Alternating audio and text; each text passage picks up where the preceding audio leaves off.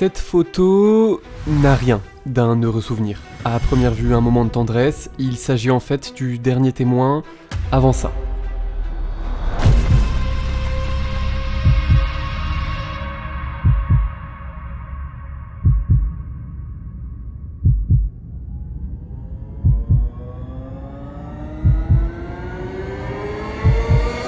Un cauchemar. Une trentaine de personnes fauchées, 9 décèdent instantanément, dont parmi eux 5 enfants. C'est pour cette raison qu'on nomme cette photo le baiser de la mort. Mais pourquoi aucune sécurité n'était mise en place? Comment un tel drame a-t-il pu arriver? Embrayez la première et suivez-moi, car aujourd'hui on parle du plus grand traumatisme des sports auto. Brescia, au cœur de l'Italie.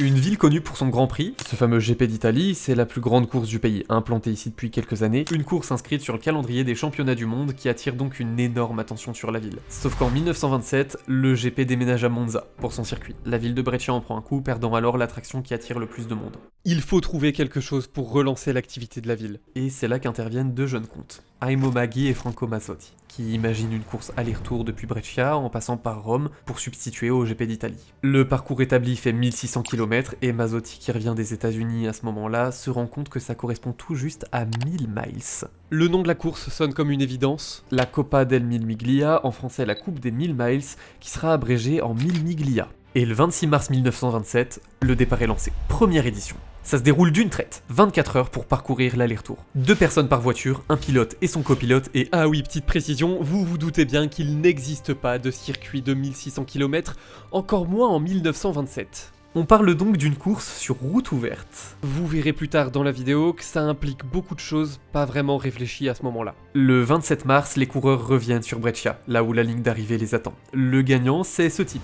Ferdinando Minoia et son copilote Giuseppe Morandi, qui ont réussi à clore le tour en 21h et 4 minutes.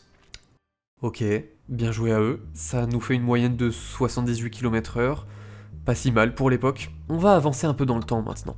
Quelques années plus tard, une fois l'événement bien ancré, un constructeur domine comme dans la plupart des courses. Là pour le coup, c'est Alfa Romeo. En 1930, soit seulement 3 ans après la fondation, les 4 premières places sont occupées par leur voiture. Je rigole pas, le podium plus la 4ème place, c'est Alfa Romeo, point. Cette même année, leur voiture atteignait les 100 km/h pour la première fois. Dit comme ça paraît ridicule. Je sais bien qu'aujourd'hui, n'importe quelle voiture de sport explose le 0 à 100 en moins de 3 secondes. Sauf que là, on reste en 1930. C'était il y a presque 100 ans.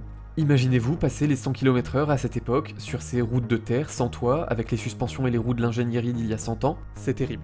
La domination d'Alfa Romeo, elle a duré. On aurait l'impression que ça s'arrêterait jamais. À chaque course, la question que l'on se posait, c'était pas qui va gagner, mais qui arrivera deuxième. De 1928 à 1938, sur les 10 éditions, ils en ont gagné 9, dont certaines avec plus d'une dizaine de voitures sur les 15 premières places. Sauf qu'en 1939, il y a une époque assez dramatique qui débute. Je parle de la Seconde Guerre mondiale. Évidemment, la course n'aura pas lieu pendant ces années, donc on va faire un petit bond dans le temps jusqu'en 1947. Il y a une entreprise qui s'est créée cette année-là, que vous connaissez forcément tous, au moins de nom. Alors Ferrari, ça existait déjà avant, mais c'était pas les voitures que vous connaissez aujourd'hui. Non, avant 47, c'était des voitures uniquement pour courir sur circuit, dans une écurie fondée par Enzo Ferrari, la Scuderia Ferrari. À cette époque, on était en 1929, sauf qu'aujourd'hui, en 47, la Scuderia va pas au top. Enzo, lui, tout ce qui l'intéressait, c'était la course. Les voitures de route, ok, bon, il s'en fout. Sauf que la passion c'est bien cool, mais à un moment faut se payer à manger, et la Scuderia elle suffit pas du tout. Il se met donc à construire ses voitures de route. Et quitte à aimer faire la course, pourquoi pas en inscrire quelques-unes aux 1000 Miglia. La première Ferrari a couru en 47, et dès 48 ils étaient premiers. Évidemment ça s'est pas arrêté là, ils ont gagné toutes les éditions jusqu'en 53. C'est-à-dire que les mecs ont gagné 6 années d'affilée, à peine un an après leur arrivée. La domination elle est totale. En 1954 c'est l'écurie de Lancia, une vieille marque italienne très connue à l'époque qui aujourd'hui fait des voitures électriques, qui gagne la course. Et même la Ferrari, ils sont juste derrière, ils ont fini deuxième. En 1955, c'est Mercedes qui remporte, et là encore Ferrari termine juste derrière eux. Et en 56, la domination revient, Ferrari occupe les 5 premières places de la course. J'ai une petite info à vous filer, vous la trouverez peut-être pas super importante sur le coup, mais vous comprendrez dans 2 minutes. C'est le nom du pilote qui a fini premier cette année, Eugenio Castellotti. C'est un pilote d'une vingtaine d'années et jeune ou pas, il est fort. La preuve avec la victoire au Mille Miglia cette année, mais aussi grâce à d'autres palmarès, genre sa victoire au Grand Prix du Portugal en 52, plusieurs fois deuxième à Monaco, en 55 il rejoint la Scuderia Ferrari et gagne le GP de Belgique. C'était à l'époque le plus jeune pilote à le faire, un record qu'il aura tenu pendant 13 ans. Voilà qui a couru pour Ferrari en 56. Je sais pas si on se rend vraiment compte de leur force sur cette course à ce moment-là. Sur 8 années, ils en ont gagné 6 contre l'immensité du nombre de concurrents, et dans le pire des cas, ils finissaient deuxième. Dans tous les cas, il y avait une place sur le podium pour eux. Ils occupaient même l'estrade entière à eux seuls sur certaines années. L'édition de 56, c'est un peu ce qu'on pourrait appeler le prime des Mille Miglia, encore plus pour Ferrari. Le monde sourit. Le monde sourit, mais ne se doute certainement pas que cette édition, aussi formidable qu'elle puisse paraître, c'était l'avant-dernière. Ok, stop. Donc là, avant de vous raconter l'effroyable édition de 57, on va rentrer dans un nouvel arc qui au premier abord peut vous sembler s'éloigner du sujet, mais cette légère sortie de route est vraiment importante. Maintenant que c'est dit, laissez-moi vous raconter la descente aux enfers d'Enzo Ferrari. Environ 2 mois après l'édition de 56, un drame survient pour Enzo. Un drame que n'importe quelle somme d'argent ne peut réparer, un drame que n'importe quelle voiture ne peut réparer non plus, ni n'importe quelle passion, ni rien du tout en fait. Son fils, Alfredo, qu'on appelle Dino, meurt. C'est une dystrophie musculaire, une maladie qui tue à petit feu. Les gènes destinés à assurer les fonctions musculaires sont déréglés, elles vont muter, ça peut créer un AVC, des hémorragies, une embolie pulmonaire, des problèmes respiratoires, cardiaques ou plein d'autres problèmes de santé qui finiront forcément, dans la plupart des cas, par entraîner la mort.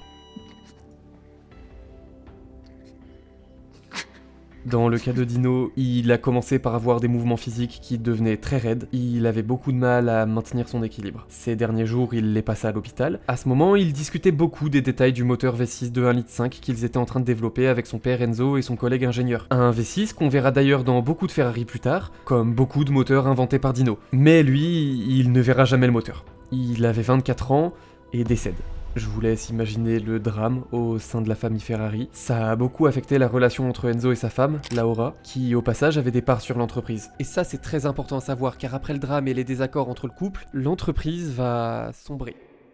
Ouais, on est début 1957 et Ferrari va pas au top. C'est pas non plus la faillite, hein, mais on en prend le chemin. Un chemin qui nous mène sur l'autodrome de Modène, en mars. Castellotti, le gagnant des Mille Miglia de 56 que j'ai mentionné plus tôt, et Enzo sont sur le circuit. Enzo a une mission pour lui, tester la toute dernière Ferrari et établir un temps rapide qui battra le record de Maserati qui venait tout juste d'être fixé. Aucun problème pour Castellotti, souvenez-vous de son palmarès, battre ce record c'est un jeu d'enfant. Sauf que même pour les meilleurs pilotes de la Terre, une simple petite erreur peut arriver à n'importe quel moment. Et cette dernière peut s'avérer, disons, contraignante.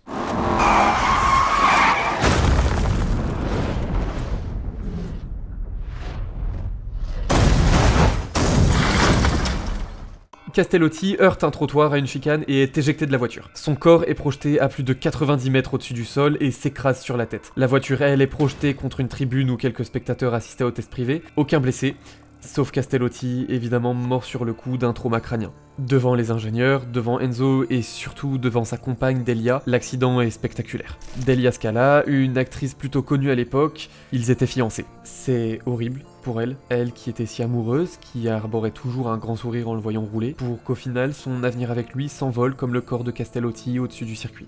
À ce moment-là, il y avait également un autre homme présent sur le circuit, venu à la base rencontrer Enzo, Alfonso De Portago. Après le décès de Castellotti, Enzo lui dira « De Portago, rendez-vous à mon bureau lundi matin. » J'y reviens plus tard, j'aime bien teaser. Voilà, on est à 1 mois des Mille Miglia et Enzo a beaucoup perdu. Tout d'abord son fils, puis la relation avec sa femme jusqu'à en affecter leur entreprise. Et là, son ami meurt sous ses yeux, par sa faute. Après tout, c'était dans sa voiture, et c'est lui qui lui a dit de bombarder. C'en est trop pour lui, il arrête tout. Il arrête de construire des voitures, d'engager des pilotes, ils finissent tous par mourir sous ses yeux, à quoi bon continuer? Mais si Dino était encore là, est-ce qu'il soutiendrait cette décision? C'est la question que se pose Enzo en retombant sur les plans des moteurs de son fils. La réponse à cette question, personne ne la connaîtra jamais. Après tout, Dino est mort, ce serait irréel d'inventer une réponse à sa place. Mais les plans qui sont là, eux, sont bien réels. Et quoi de mieux pour honorer la mémoire de Dino que de mettre ses moteurs dans les voitures de son père? C'est la naissance d'une série de Ferrari, comme la 196S, la 206S, la 206 GT et plein d'autres. Même la fameuse Ferrari F40 de 1987, que vous connaissez certainement si vous vous intéressez un peu aux bagnoles, hérite d'un moteur V8 à la base imaginé par Dino.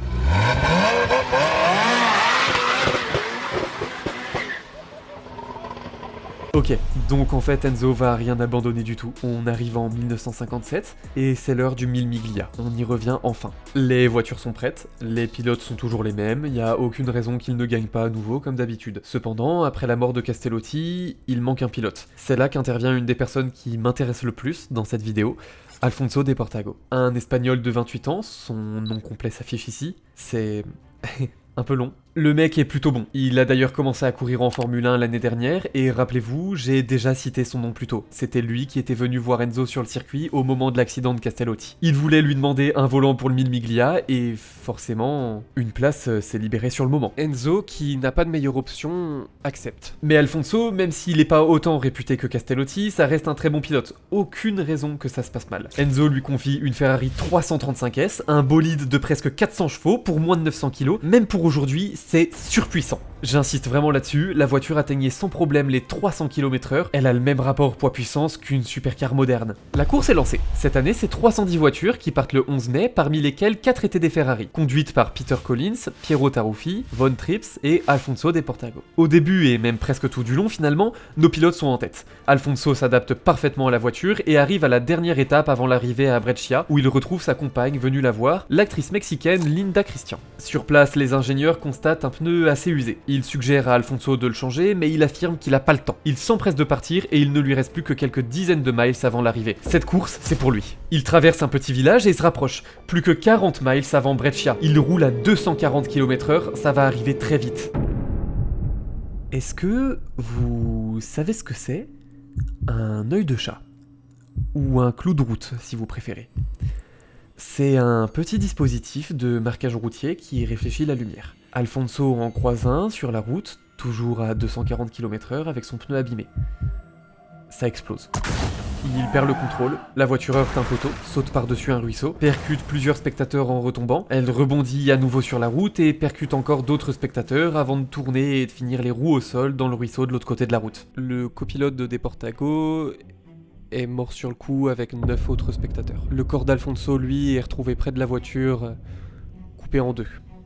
La dernière photo qu'on a de lui, c'est celle-ci, que je vous ai montrée à l'intro. Elle a été prise par un journaliste à la dernière étape, là où il aurait dû changer son pneu. On peut le voir rapidement embrasser sa compagne avant de reprendre la route, peu de temps avant l'accident. D'où le nom du cliché, le baiser de la mort. Linda exprimera quelques mots plus tard en voyant la photo. J'éprouvais une sensation étrange en voyant ce baiser. Il était froid et me fit regarder pour la première fois Nelson assis derrière lui. Il semblait être comme une momie, gris, cendré, comme hypnotisé. Il avait les yeux de quelqu'un qui aurait subi un choc énorme. Qui sait s'il n'avait pas déjà appréhendé le fait qu'il allait peut-être mourir. Piero Taruffi finit par arriver en premier au bout de 10h27, au volant de la Ferrari 315S. Après avoir appris l'accident d'Alfonso, il décida de se retirer définitivement des courses auto. On ne l'a plus jamais revu prendre un volant. Ferrari a gagné, mais une fois l'accident annoncé, tout le monde s'en fout. La redescente, elle est terrible. L'année dernière, le rallye était au plus haut, Ferrari avec, et aujourd'hui, tout est fini. Le gouvernement italien interdit définitivement les courses sur route ouverte, pour éviter que ça se reproduise à nouveau. C'était la dernière édition du Mille Miglia. Faut savoir que quelques décennies plus tard, le nom sera repris pour illustrer un défilé de voitures d'époque à Brescia, mais plus de courses, plus rien à voir. Le Mille Miglia tel que vous l'avez connu dans cette vidéo est mort et enterré depuis 1957. Et là, c'est à nouveau la redescente pour Enzo. Lui, sa Scuderia et le fabricant de pneus sont accusés d'homicide involontaire. Je vous rappelle déjà que l'entreprise allait pas au top. Mais là, si Enzo va en prison, son usine ferme. C'est la fin de Ferrari. On n'aura jamais eu toutes ces voitures venues après 1960 jusqu'à aujourd'hui. En fait, la marque serait tout simplement tombée dans l'oubli. Sachez aussi qu'on n'aurait jamais connu l'existence de Lamborghini, qui est né d'un désaccord entre les deux marques en 1963. Le monde de l'auto aurait été radicalement changé. Ce serait pas du tout celui qu'on connaît aujourd'hui. Tout aurait été différent. Mais si aujourd'hui on connaît Ferrari et Lamborghini, c'est bien qu'Enzo s'en est sorti, non? L'enquête déterminera que la faute ne revient pas à Ferrari ou au fabricant de pneus, mais bien à Alfonso d'avoir négligé le changement de son pneu à temps. Alors là, ce qui est sympa, c'est que grâce à moi et au format vidéo, l'enquête a duré quelques phrases, mais la réalité, c'est que ça a duré 3 ans. 3 ans pour qu'Enzo soit finalement acquitté de toute charge. Pendant ces 3 années, il a rien lâché. Il a continué de sortir des voitures, notamment beaucoup avec les moteurs de son fils Dino, C'est d'ailleurs sûrement pour ça qu'il a continué. Après ça, les années passeront, plein d'événements se dérouleront dans la vie de Ferrari, comme les désaccords avec Lamborghini ou encore la guerre livrée contre Ford. Je vous raconterai sûrement tout ça un jour. Enzo décédera à 90 ans, Fiat reprend des parts, ainsi que son autre fils Piero, né d'une autre union. Après, vous inquiétez pas, sa mémoire est toujours honorée dans certains modèles d'aujourd'hui. Il avait une vision très précise d'une voiture de course, une propulsion, donc les roues arrière uniquement qui propulsent la voiture, avec un moteur atmosphérique, c'est-à-dire avec une admission d'air naturel, sans turbo, à architecture V12, et en position centrale avant. Pourquoi à l'avant ? Parce qu'Enzo avait une phrase qu'il disait souvent, c'est qu'on ne met jamais la charrue avant les bœufs. Le moteur à l'avant qui tire la voiture, et pas l'inverse. Et regardez la dernière Ferrari sortie en 2024. La 12 Cilindri, pour 12 cylindres, c'est une propulsion avec une ligne qui s'inspire des GT de l'époque, avec du coup un V12 atmosphérique à l'avant, mais avec des performances de 2024.